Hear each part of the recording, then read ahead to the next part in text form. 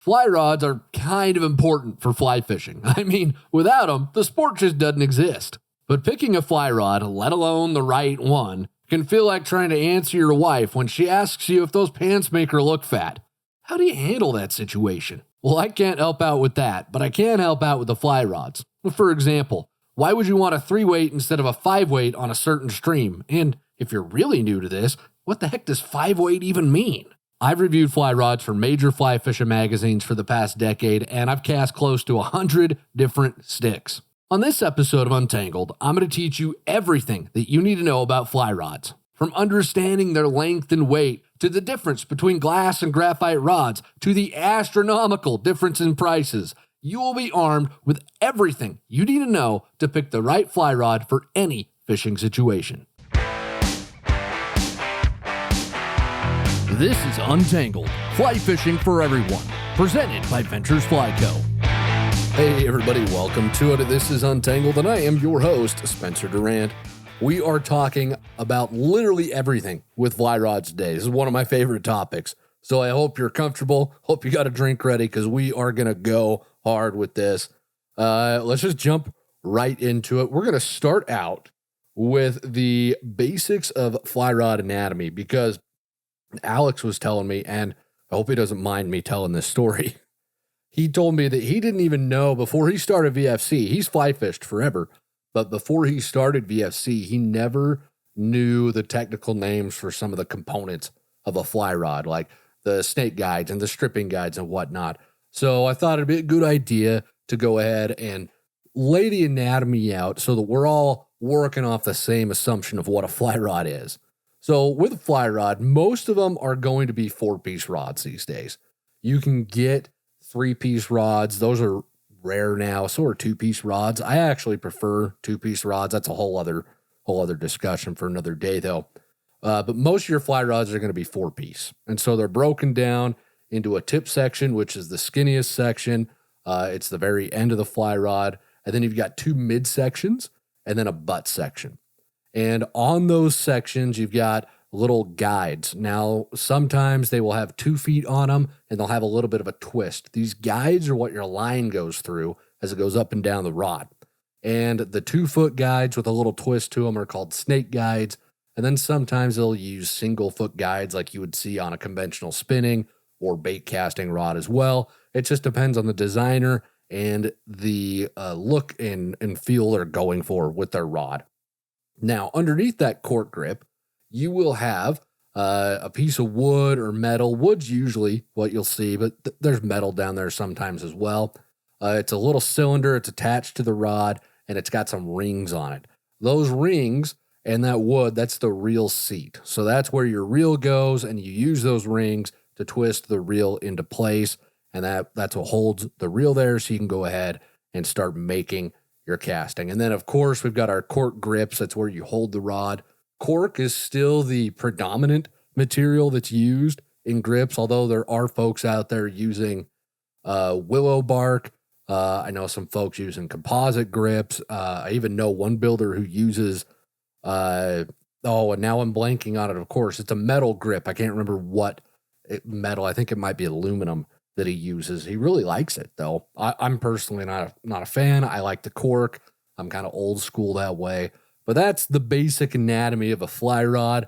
They're really not too different from a conventional rod or a bait casting rod. If you've ever used them, they're just longer and skinnier. So that's the main difference, and that's the anatomy of a fly rod. So now let's move on to some of the other basics about fly rods. Specifically talking about their length, their weight, and their action. So what do the lengths mean? Why are there so many of them? What's the weight mean? What's the action mean? And why you might want one of those over the other. So fly rod lengths are going to vary usually from 6 feet to about 12 feet. I do have one rod that's 5 foot 9 inches. And then there are I've seen some Euro nymphing and tightline nymphing rods that go out to 12.5 feet. But most of your rods are going to be 6 to 12 feet. 9 feet is the happy medium length that gives you the best combination of reach versus accuracy. Because with your fly rods, the shorter your rod is, the more accurate your cast is going to become. So, for example, we say fish a 9-foot 5 weight. That's what we recommend to a lot of anglers. But an 8.5-foot rod is actually going to be a little bit more accurate because that rod's a little bit shorter. It can create a tighter loop. Now, if you've seen fly casting before, and if you're aware of this, when you make a fly cast, you're casting these loops of line in the air above you. The tighter loop that you get means you have a more accurate loop, and you're going to land that fly where you want it to go. The shorter rods tend to be more accurate because there's less material that can go out there and wiggle at the end of the rod. And that wiggle, that side-to-side movement of the rod tip, we call that, if it doesn't move very much, that's what we call torsional stability. So you want that rod tip to stay as straight as possible. Now, they don't stay straight. Some stay straighter than others, but they don't stay completely straight. They'll have a little side-to-side movement even as you're making that cast. Now, the shorter rods have a little bit less of that, so that's why their accuracy is a little bit higher than the longer rods. Now, the downside to a shorter rod, you might think, oh, I really want something with accuracy, but a 7-foot rod doesn't allow you to reach very far if you're fishing pocket water, or if you're on a big river and you need to make a really long cast. Longer rods are very helpful for making longer casts at time. So 9 feet really is that happy medium between all the different lengths that are available that just does a really good job at everything. It can handle small streams, it can handle big rivers, it can handle lakes. I know a lot of guys who fish saltwater who use 9-foot rods, but I do know a lot of folks who are fishing 8-foot and 8.5-foot rods out in the saltwater because for them, they need that accuracy more so than the reach. And with those big rods, big flies, and big lines, they're able to cast pretty far because there's so much weight in that casting equation for them that they really can't just bomb those things out there. The length of the rod doesn't necessarily help them too much in that regard, but shortening it and creating a tighter loop helps increase their accuracy. And when you're casting to permit or bonefish or even tarpon, that accuracy can mean the difference between catching a fish and not hooking up at all. So that's your length. Again, 9 foot is really your happy medium. Most fly rods sold in the United States, at least, are a 9-foot 5-weight rod. We'll get into line weights in a minute, but that 9-foot length is it's ideal for just about everything. It works fantastic. Now, as far as line weights go, technically your line weights will range from 0 weight. Years ago, I don't know if they still do, Sage made a triple 0 weight fly rod. It was like casting angel hair. It was so stinking thin. I don't know if they still make that rod. I believe it was the TXLF. But those were kind of cool, kind of gimmicky, but kind of cool. So generally speaking, though, you've got a 0 weight on the low end. 0 is your lightest, and then 14 is your heaviest. So it goes all the way from 0 to 14.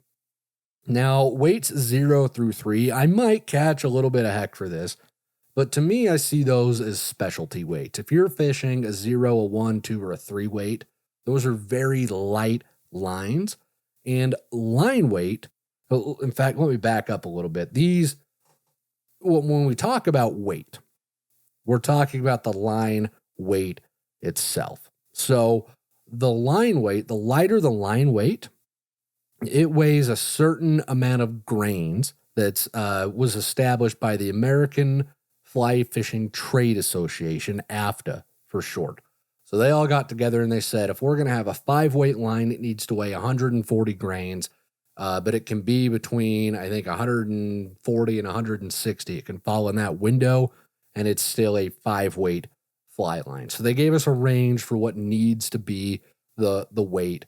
And the reason this is important is different lines are rated not based on their breaking strength. It's completely different to the normal fishing line you use when you're lure or bait fishing. At that point, you're using 10-pound or 8-pound test. Our 3-weight lines or our 5-weight lines, that line weight rating tells us how heavy the line is, which in turn tells us how far we can cast it usually, but not only how far we can cast it, but how large a fly it can handle. Because these fly lines are designed when you're casting a fly rod, you're actually using the rod to cast the line, right? Pardon me, I got that mixed up a little bit. In conventional fishing, you use the rod, and the weight of the lure is what casts your line and pulls your line off your reel. In fly fishing, your fly line has all the weight to it. When you picked up fly line, even if you're new to it, you've probably seen it. It's thick and it's got a taper to it.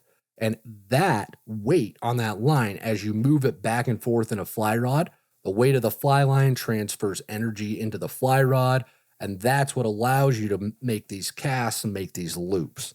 So the heavier your fly line is, the more weight and energy that line has. That means the bigger flies it can throw and the bigger fish you can fight with it. So a 3-weight line, that's designed for a very light application. You're talking very small dry flies, very small nymphs. It's not going to do well with like a size 10 or 12 grasshopper or a size 10 or 8 grasshopper, for instance. Now, I know some anglers out there who love to fish hoppers on their 3-weights, and that's fine. You're just not going to get as smooth as a casting experience with that as you would with a 4 or even a 5-weight. Because again, as you step up in line weights, you gain mass, and that mass gives you more energy to help you cast these bigger flies and even multi-fly rigs. I've got a 2-weight that I'd love to fish, but I almost never fish anything other than dry flies on it because it just does not cast a dry dropper very well. Even if it's a small dropper, just that added weight of a nymph is a lot for that 2-weight to handle.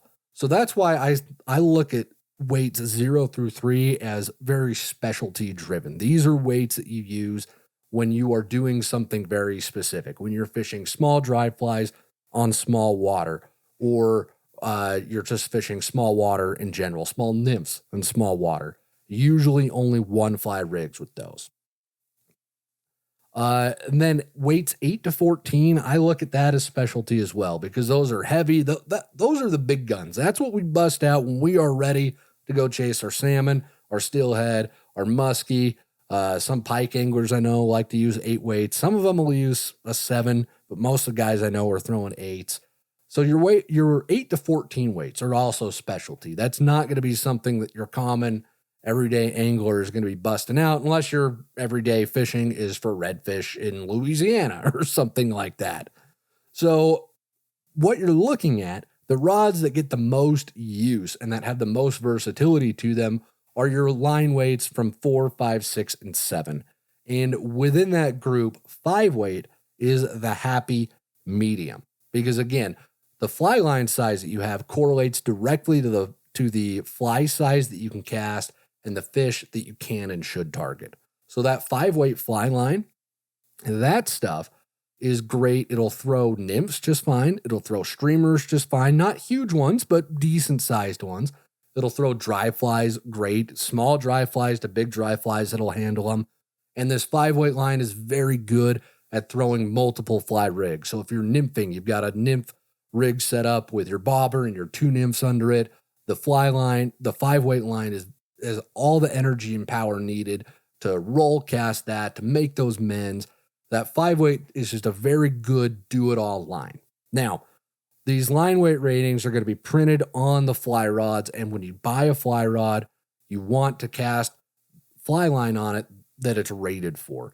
Some folks will overline or underline their rods, and there's a reason to do that, because if you overline a rod, if I put 6-weight line on a 5-weight rod, for example, I'm going to get a little bit higher line speed. That means my line's going to be moving faster. That creates a tighter loop, and that tighter loop, like we talked about already, creates a lot of accuracy. But if I'm throwing 6-weight line on a 5-weight rod, that's a little bit more energy than that 5-weight was designed to handle. So it's going to plop that 6-weight line down a lot harder. You're going to lose some of the delicacy of presentation that you could get. And you'll see that the same is true if you throw a 5-weight line on a 4-weight rod. There's instances when you might want that, but generally speaking, cast the line for which your rod is rated, and that is going to maximize the performance of that fly rod for you. So just to recap with fly lines, your line size directly relates to the size of flies that you can throw. So if you're fishing really small flies on really small water, a 3-weight might be great for you. If you're doing just kind of everything, if you want to throw some streamers and some nymphs and some dry flies and some multi-fly rigs, a 5-weight's going to be fantastic for you. If you want just the best dry fly presentation you can get, where you still have enough power to make long casts or to fight bigger fish, a 4-weight, it's hard to beat. An 8.5 foot 4-weight, they're so good for that application. But generally speaking, that's how your fly line weights work. Now, let's talk about fly rod action, because this is another term that can get a little confusing. All fly rod action means is it refers to how much the fly rod bends during the cast. And we've got some graphics thrown up on the screen here if you're watching the podcast that shows you what these look like. But a fast action rod, in fast action rods, only the tip bends. In a medium fast rod, or you might hear it just called a medium rod, you're usually going to have from the tip to the first third, maybe the first half of the rod, just depending on the manufacturer. That's what's going to bend in a medium rod. And then a soft fly rod or a slow action rod, that's going to bend all the way from the tip all the way down to the cork. It almost looks like a giant half moon shape. That rod bends so stinking much. Now, fast action rods are very popular and they're very effective for a couple of reasons. They generate very high line speeds, so they give you tight, accurate loops, and they're very good at cutting through the wind. And then that faster line speed is good at carrying some of your bigger, more wind-resistant flies like big hoppers or big streamers or even poppers. So fast action rods are good that way. However, fast action rods, since they're generating so much line speed and there's so much energy in that cast, you can lose a little bit of the delicacy of presentation. So if you're fishing small dry flies, or if you're in a situation where the water's low and clear and you need to make a cast without spooking the fish, the fast action rod can sometimes be a little too much for a situation like that. Fast action rods are easier to learn how to cast in some ways because you don't have to be a great caster to do it. But the best casters I know are the ones who learn on slower or medium rods that let them feel a lot more of what's going on. Fast action rods also just don't have near as much feel. They don't give you as much feedback as the angler as another rod would. And that feedback's important for knowing when to set the hook, if fish are eating your flies. It's important for a lot of other reasons. Now, your medium fast rods, this is what I prefer. The fly flinger rod that we sell here at Ventures is a medium fast rod. And I like this rod because it's fast enough that it still generates a good line speed. So you've got tight loops, you've got good accuracy going on. You can fight through the wind with it. But it's not so fast that you don't feel the rod as it's casting. So when you learn how to fly cast, you're probably told that you've got to feel the line come off the front and feel the load come off the back. And if you were using a fast action rod, that's hard to do because those fast rods just don't have as much feedback.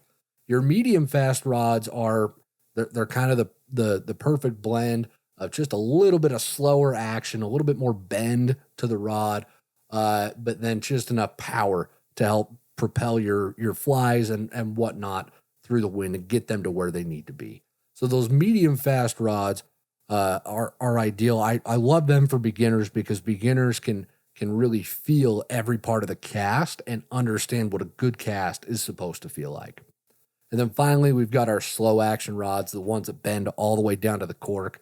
This is great if you want to feel everything that's going on, but as the name implies, they're very slow. So the casting motion itself slows down even further. These are great for dry fly fishing, or if you're fishing a really low, clear water, because you've got a lower line speed and the line lands so softly because there's just not as much energy in this cast. The line just kisses the water at times.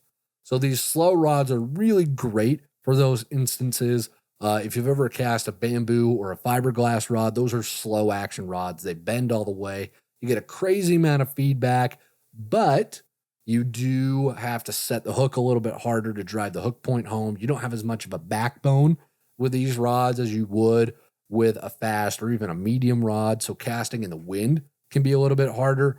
And then fighting bigger fish, those fast and medium fast rods have got a bit more backbone to them, so you can really kind of horse a fish around, move them around if you need to. The slow action rods, not to say that it can't be done, it's just different and it can be challenging and not as enjoyable for some anglers.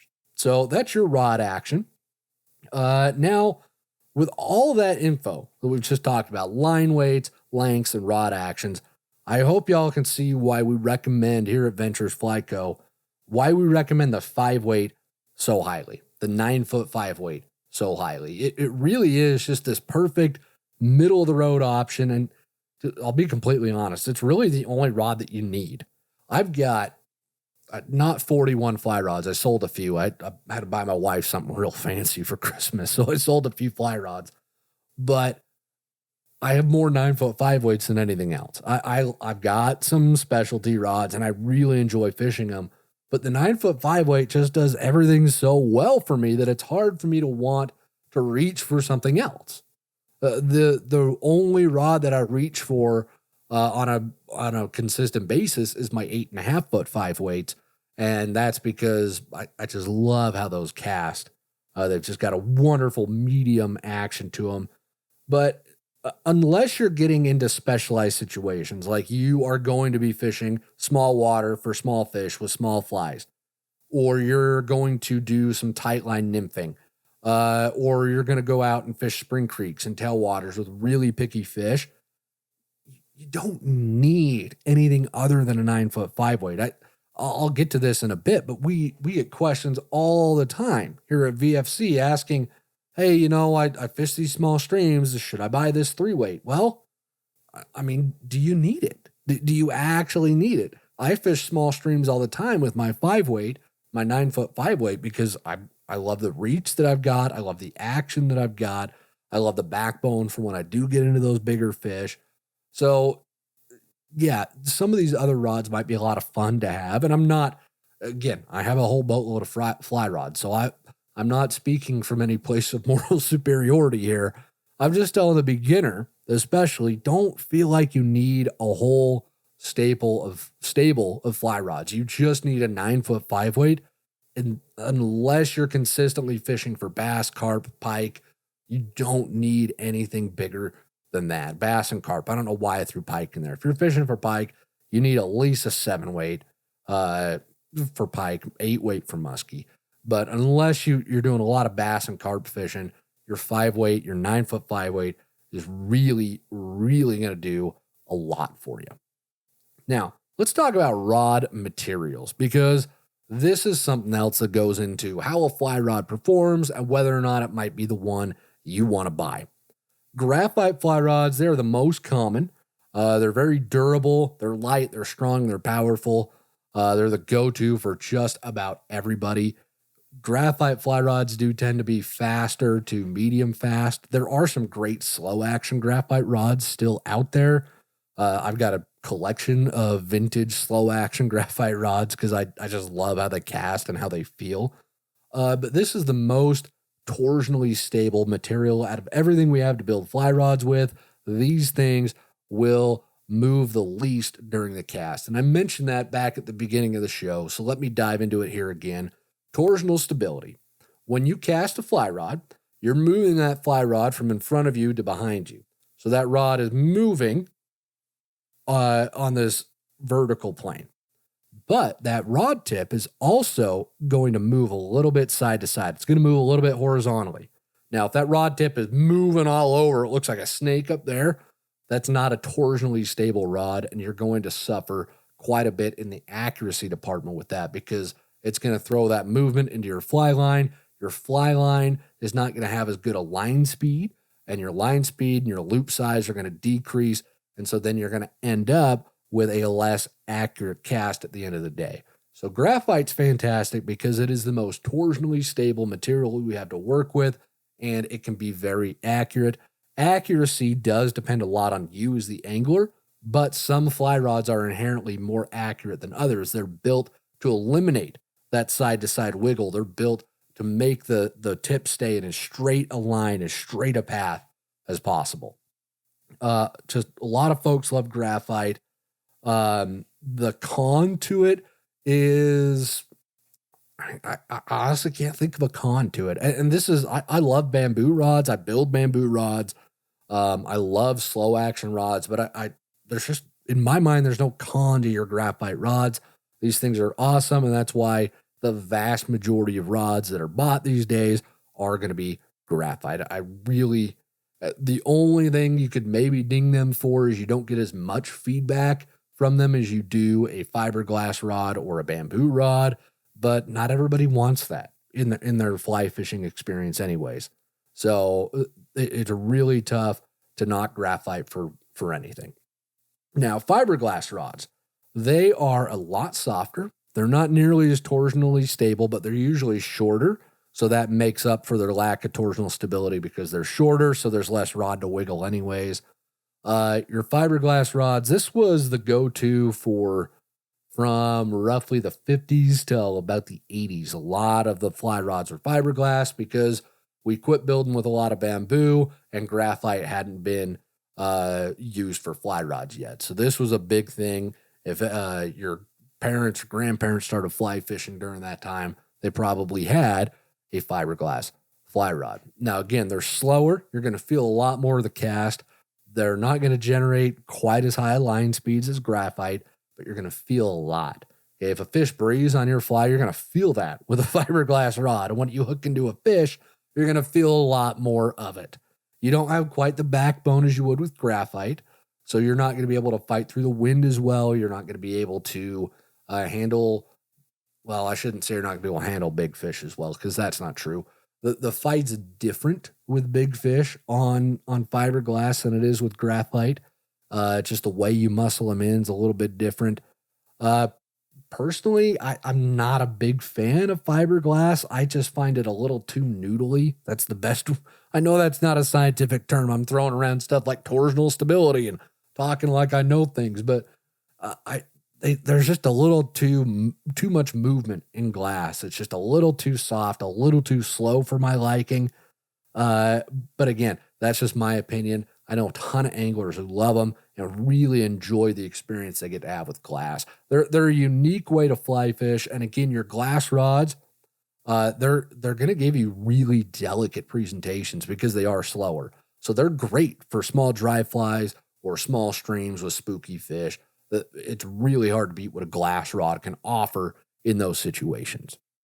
And then our last material is going to be bamboo. This is what fly rods were made out of for years, decades, if not centuries even. This is what fly rods were made out of for a long time. It's still a great option. They're very expensive now, a good bamboo rod is, but they are so much fun to fish. They're very slow. They're just like fiberglass, but they do tend to be heavy. Now, fiberglass is heavier than graphite, but it is lighter than bamboo. Bamboo's got some heft to it. I have found that it does stay a bit more torsionally stable than fiberglass. It doesn't feel like it's waving all over the place on me. And it does, to me, feel like it has a bit more backbone. That might just be the bamboo that I have. I know there's some bamboo out there that's not that way, but the bamboo rods that I have and that I make for myself, they do have a fair amount of backbone. I can put some pressure on a fish and not worry about it too much. And they're just so much fun to fish. They're so delicate with dry flies. I've never had a better experience fishing dry flies than I do with my bamboo rods. A few weeks ago, I was out on my local creek for the last of the good hatches. There were still some mayflies going. I rigged my bamboo rod up, though, with a nymph rig because I didn't know the hatches were still going. And when I hiked from my truck down to the creek, I saw these dry flies hatching and fish were eating off the top.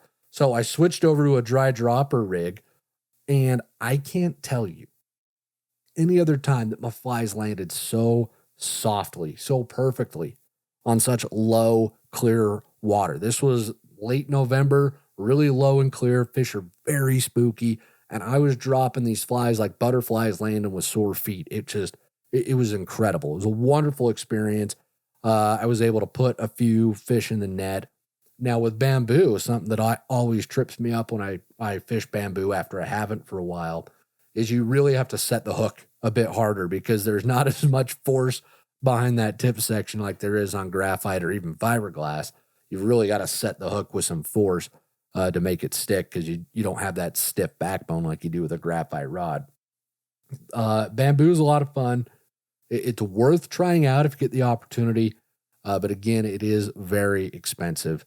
So that should cover our materials. Now, I mentioned this a little bit with the bamboo rods, but let's talk about cost for a minute, because I know that there is sticker shock in the fly rod industry. And, I've reviewed fly rods for a decade. Like I said, I've cast almost 100 different fly rods, I think. And I've fished rods that retailed for $1,600. I've cast bamboo rods that retail for $3,000. And then I've cast some that cost $50.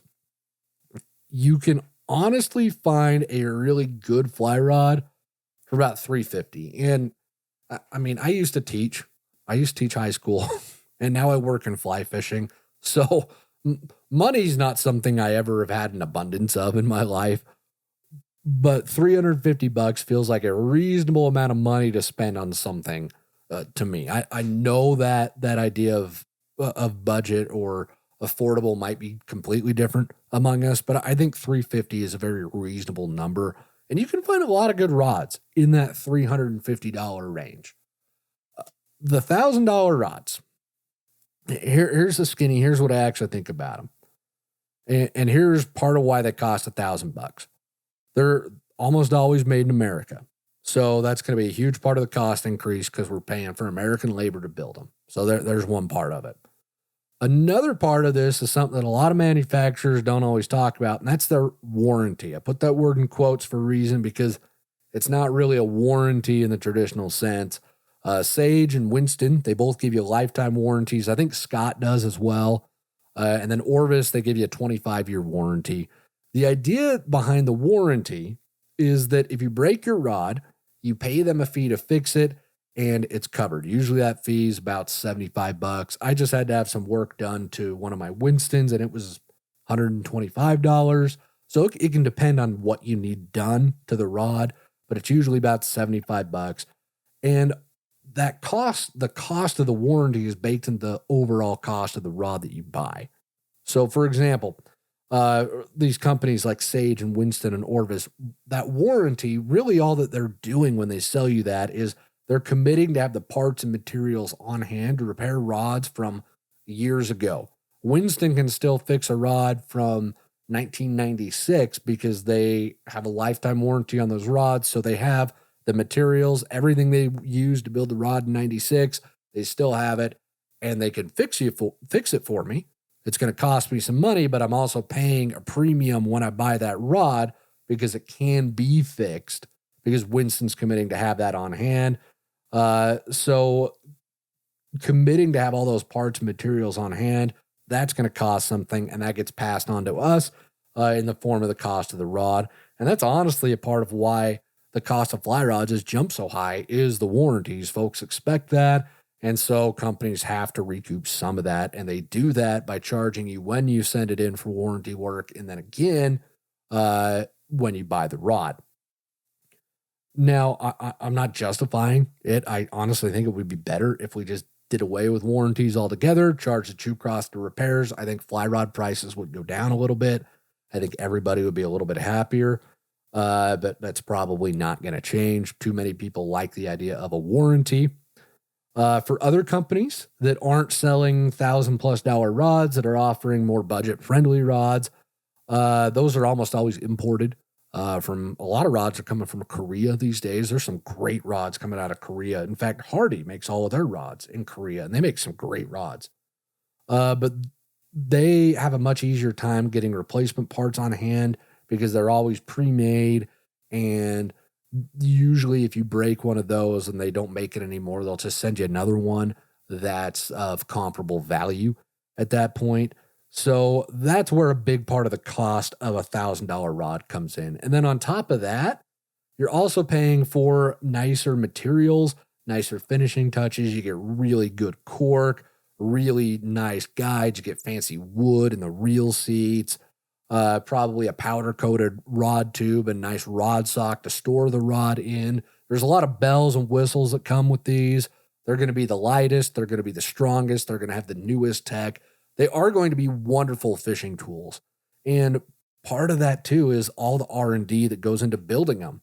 I'm lucky to know a rod designer, a couple of them actually, and they make very good money because they are spending all of their time designing newer and better fly rods. And so the cost of the design has to go into what you pay for at the end of the day as well.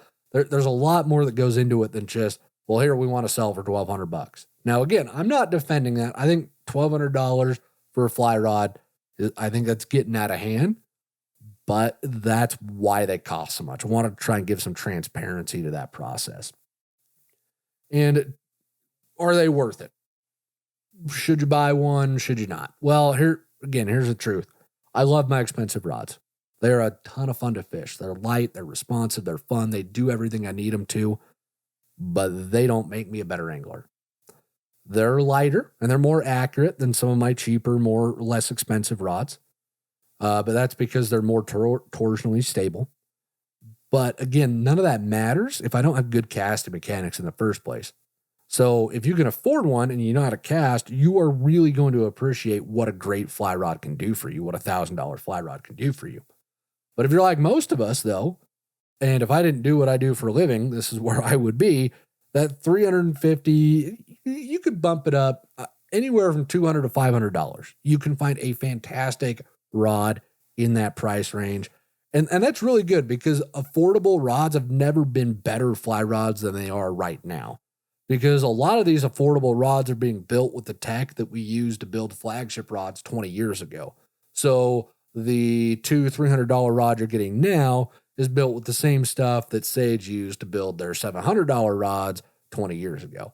So there's that trickle down effect of all the tech coming down to these mid-priced rods, these lower priced rods. So you really are getting a better rod now than you ever did before for the money in this lower tier. And the same goes for the higher tier. I think the higher tier rods now are really, really some of the best fly rods ever made. The other thing to remember too is that a great fly rod is always going to be a great fly rod.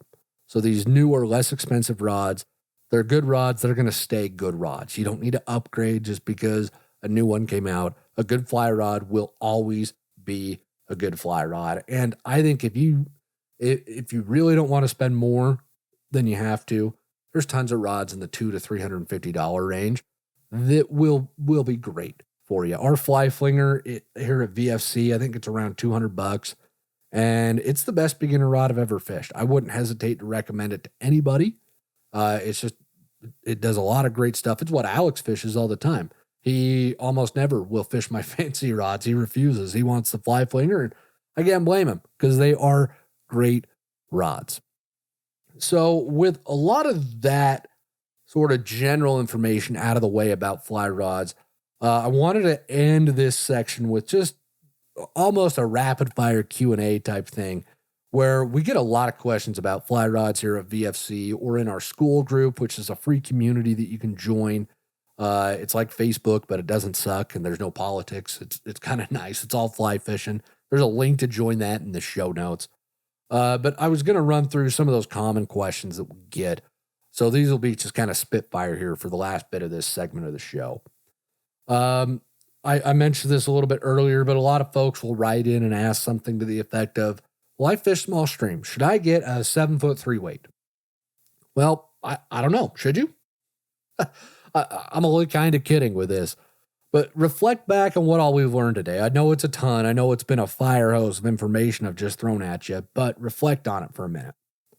Is a 7-foot 3-weight necessary for that small stream?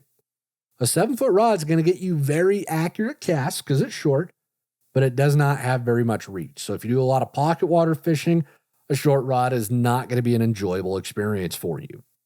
That 3-weight line is also going to limit what flies you can throw, but it's going to present those dry flies really well. So if you're only ever doing a small dropper, yeah, a 7-foot 3-weight could be a really good option.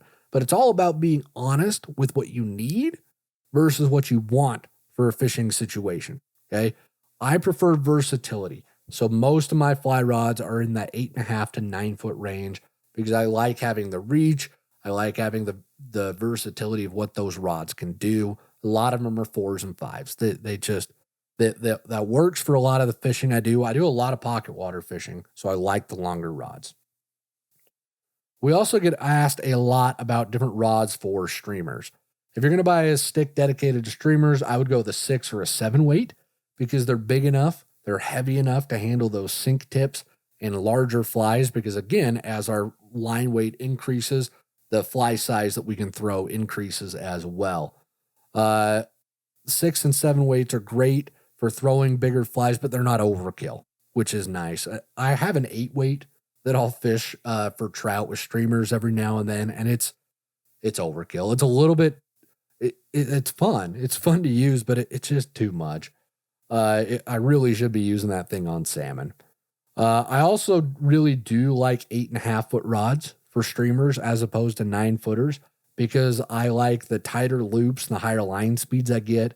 I get a little bit better accuracy and performance in the wind with those, but there's absolutely nothing wrong with a 9 footer if that's all you can find, or a 4 at the moment, you'll be fine. Just go to that 6 or 7 weight. If you're fishing consistently larger flies, really heavy sink tips, you're going to want that 7. If you're fishing medium to large flies, intermediate sink tips, you want something that can also pull double duty for big hoppers, then your 6 weight is going to be your best friend there. I get asked a ton about nymphing rods as well. And unless you're going to tightline or Euro nymph, which is where you use a very long rod and you don't really use fly line, but you use leader instead, a 9 foot 5 weight's really hard to beat. It allows you to reach. It allows you to mend very well. There's enough sensitivity in that rod that you can feel a lot of the takes. You can feel a lot of the fish. That 9 foot 5 weight's a great nymphing rod. If you can find a 9.5 foot rod, I know more and more fly rod manufacturers are making 9.5 foot 5 weights. That's awesome because they give you a little bit of extra reach, and then you can pick more line and mend it a little bit easier. You can pick it up off the water and mend it easier with that longer rod. So for a nymphing rod, a 9.5 footer is a really good way to go. 10 footers are even great. I've got a 9 foot 9 3 weight that I use for regular and Euro nymphing at times. And it's wonderful just how much I can reach out and touch stuff with it. So it's a good one. Let's see. Next question.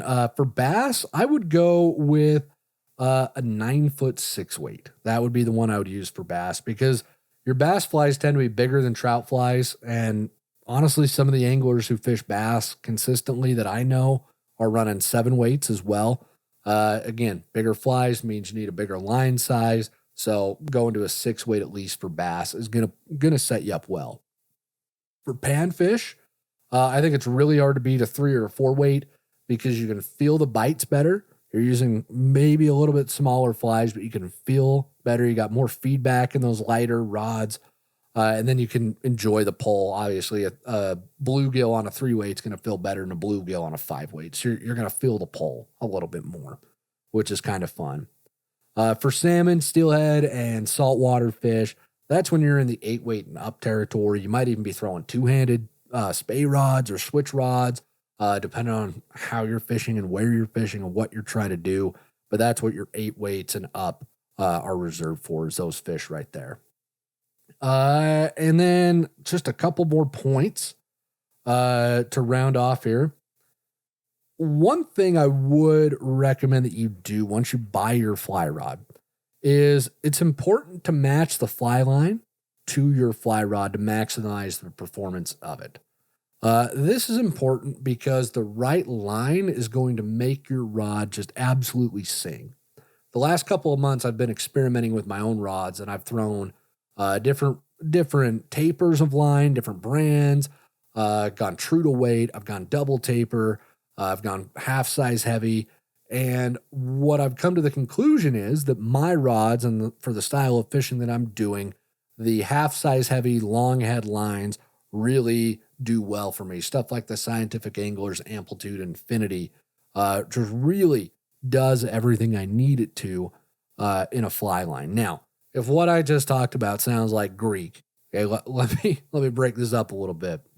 Fly lines are not all designed equally. They're not all the same. That's why there's so many of them. Okay. Fly lines are built to either be true to weight, so that AFTA weight range I mentioned earlier about how much lines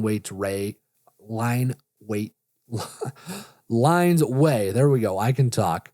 A 5-weight line, for example, needs to be about 140 grains, but that Scientific Angler's Amplitude Infinity line I just mentioned is a 5-weight line, but it's 150 grains. It weighs a little bit more because that extra weight helps load your faster action rods quicker. It makes those rods bend a little bit more, but it doesn't sacrifice the delicacy of what you would expect out of a 5-weight. It's kind of a fine balancing act. And then the head is basically the length of the line that is tapered, because the line will taper up into a head and a belly, and then there's a lot of your fly line that's just thin and level. There's no taper to it at all. That's what we call running line. It's there really just to help you make longer casts and to give you reach. You don't need line that's all tapered all the time, and it would really bulk up your reels if it was. So the head length matters as well.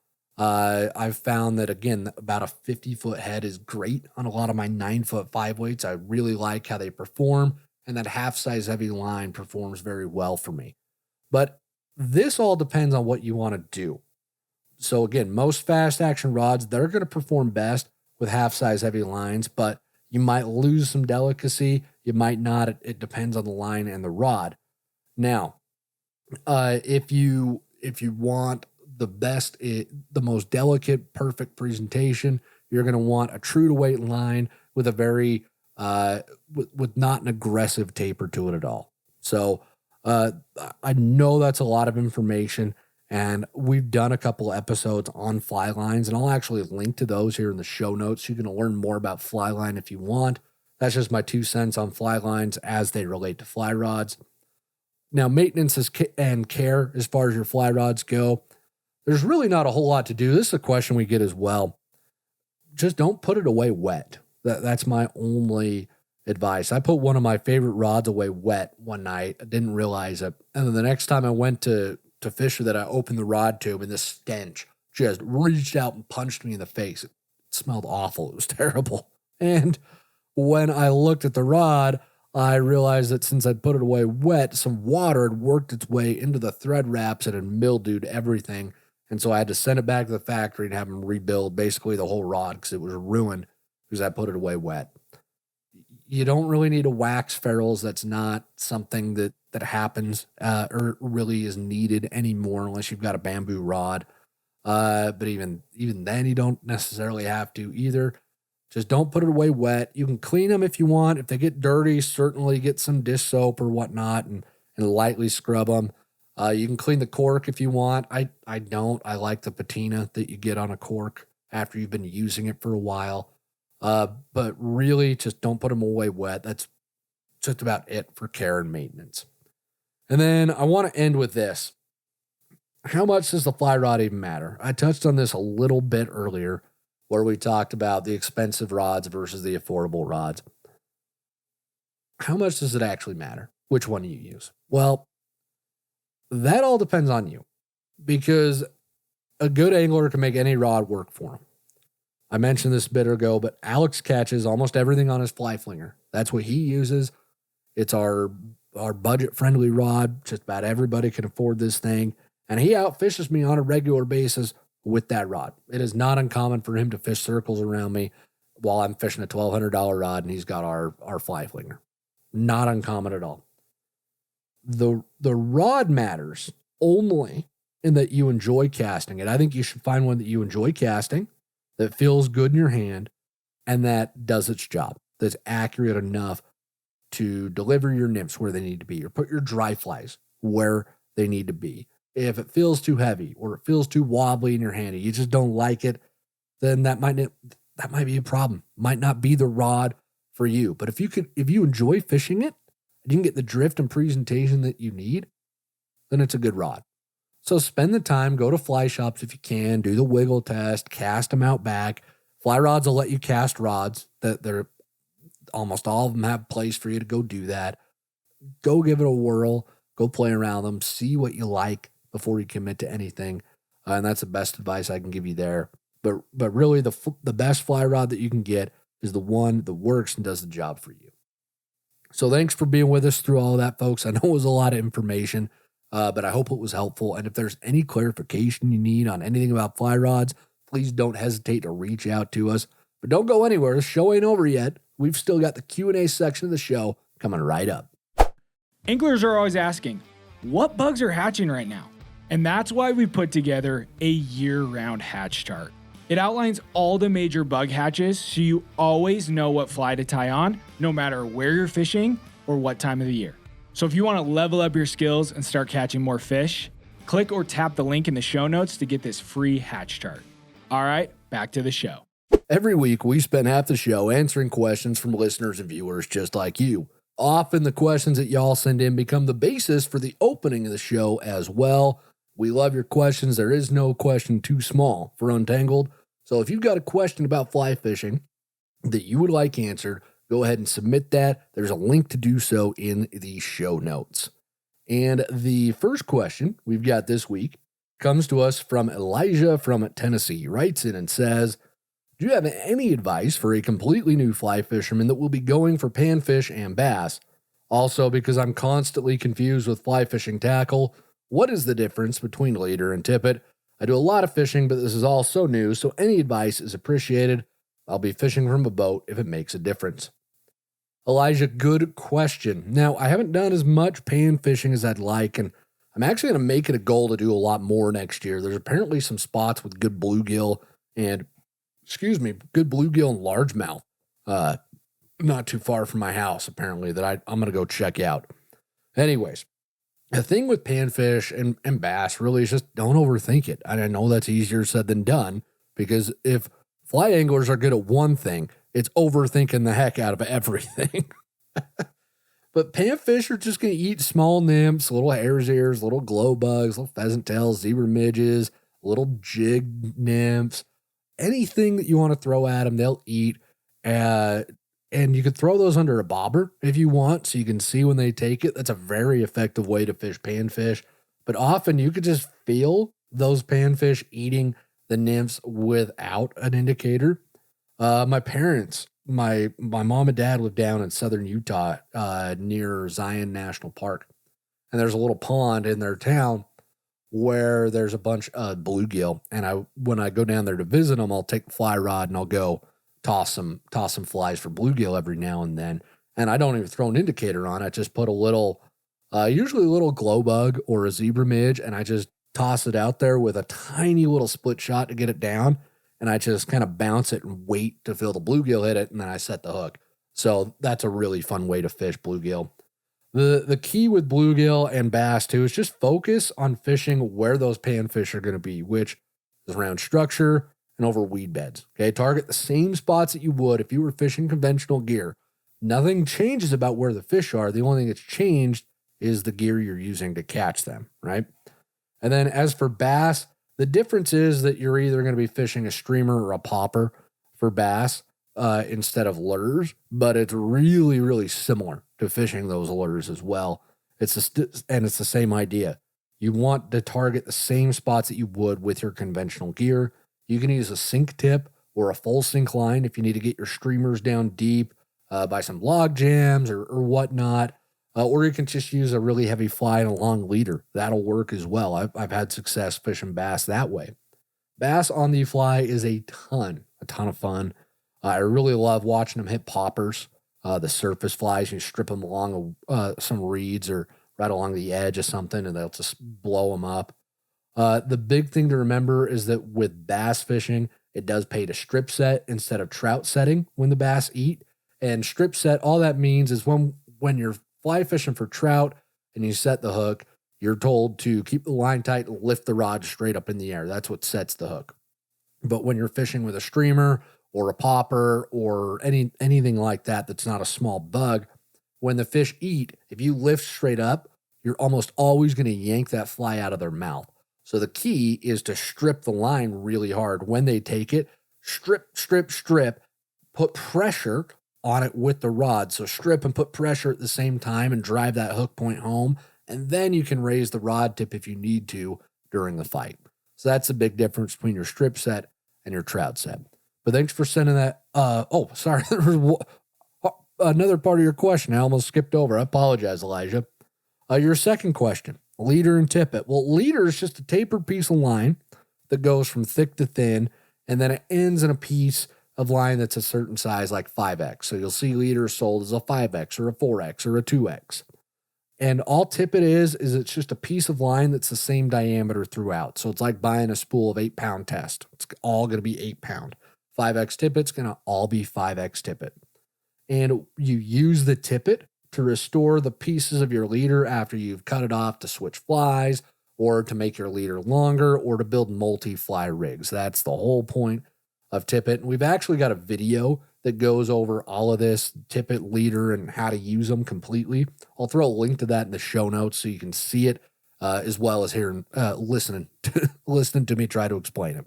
So thank you for your question. Now that I've completely answered it, Elijah, appreciate you sending it in.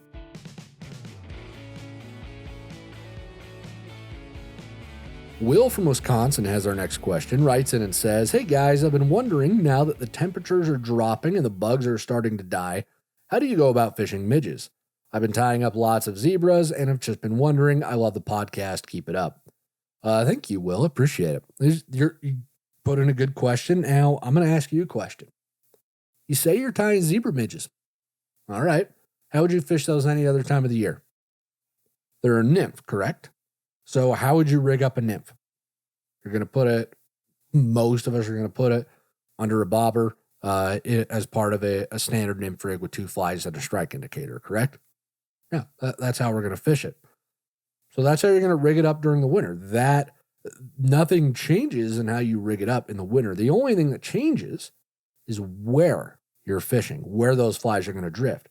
In the winter, the fish are in the slower, deeper water where they don't have to spend too much energy, but they can still easily eat all the food that they want. So you need to focus on getting your midges down into that type of water, down to the slower, deeper stuff they're not going to be in the riffles. They're not going to be in the runs this time of the year. They're in the slower, deeper stuff. Personally, this time of year, I like to fish my zebra midges behind a heavier fly. So I'll have something like a size 12 Prince Nymph up top and then 15-ish inches of tippet. And then I'll tie my zebra midge onto that. And my zebra midges are usually in an 18 or a size 16. That's what I like to fish with. If you get into a midge hatch where fish are eating the adults off of the surface, then you're going to tackle that just like you would any other dry fly hatch. You've got to match the stage of it, whether it's the emerger or the adult. And then you've got to get a good drag-free drift.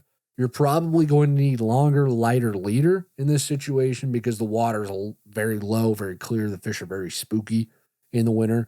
But that's really the only difference between a midge hatch in January versus, say, July. It's just maybe a little bit lighter on the tippet, maybe a little bit longer on the leader just to give you a little bit more room. And we've actually got a masterclass video in our fly selection masterclass all about midges.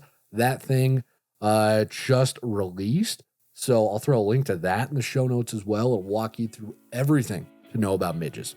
I appreciate the question. Thanks for sending it in. Sam from California has our next question, writes in and says, 2-part question.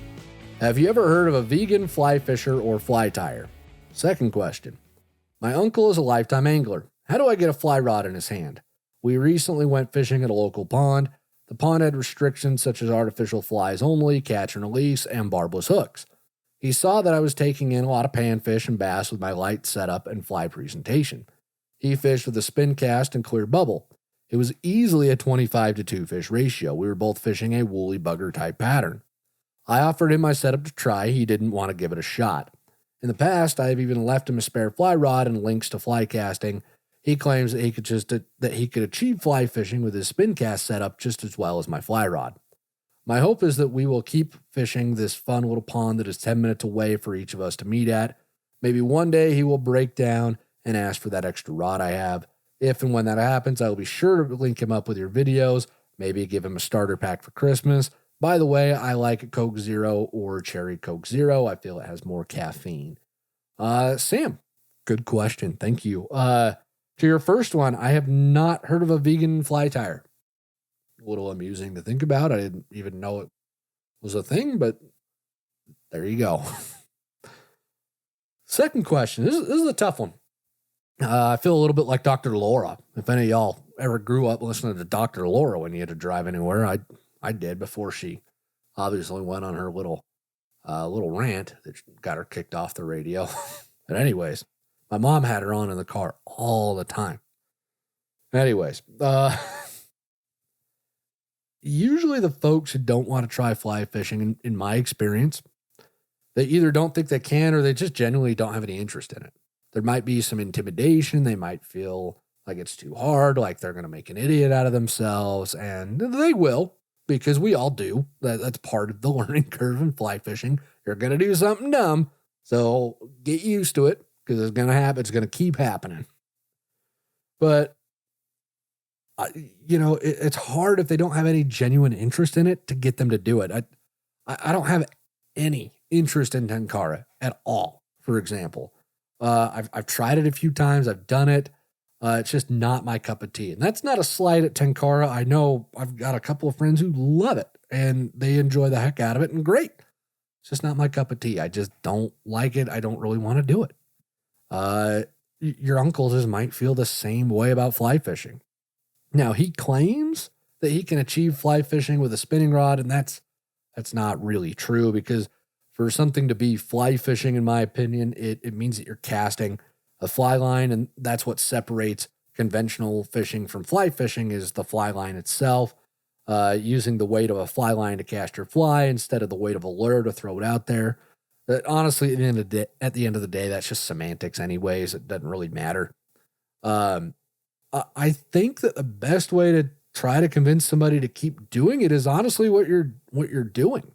Show why you love it, talk about why you love it, and then at the end of the day, I don't know that I'd force someone into trying it either if they didn't want to, but maybe be a little more forceful, say, I really like you to try this, give it a shot. I think you'd really enjoy it. I think if you keep at it, it'll take you up on it eventually. I think that will happen a lot, unless they had a really bad experience with a fly angler being a jerk or something, and we're known for that sometimes, unfortunately. Most gear anglers I know, the guys who spin and bait cast, they've all been at least interested in trying fly fishing. Maybe they've not ever really gone with it much, but they've all been interested at the very least. So I think everybody does have an interest in it at some point. It's just whether or not he still does. So hopefully that question was helpful. Sam, I appreciate you sending your question in. And with that, folks, we are done with this week's Q&A section, but don't go anywhere because we've got the Live Real Life moment coming right up. Each week here at Untangled, we end our show with our Live Real Life moment, which highlights folks from the VFC audience who are out there on the water, enjoying themselves and living real life. We love to see what y'all are up to and to hear your stories. If you've got a Live Real Life moment that you'd like to submit and share with us, you can do that at the link in the show notes. And this week's Live Real Life moment is from Sam. Writes in and says, the start to raising a future fly fisher. My son loves to catch fish with his bobber and worm set up. One day we will get a fly rod in his hand. He already gets it. The other day he made a comment about my hooks looking like bugs and fish eat bugs. He loves to watch me tie flies, or what he calls bug hooks. And we've got a picture of that up on the screen for those who are watching the show. Sam, that's awesome. I love hearing that. That's cool. Got to get them started young. Got to corrupt them young, right? Oh, that's really cool. Thanks for sharing that with us. And with that, folks, we are going to wrap up the show this week. Thank you so much for being with us. Make sure you rate and subscribe to us wherever you're listening. That helps the show reach more people. And the more people we reach, the more people we're able to help have a great time out there on the water. And please make sure to check out our other content. We've got a lot of other podcast masterclass series tons of helpful information out there so that you can have the best day on the water possible. And until next week, everybody, get out there, get out on the water, have some fun, and live real life.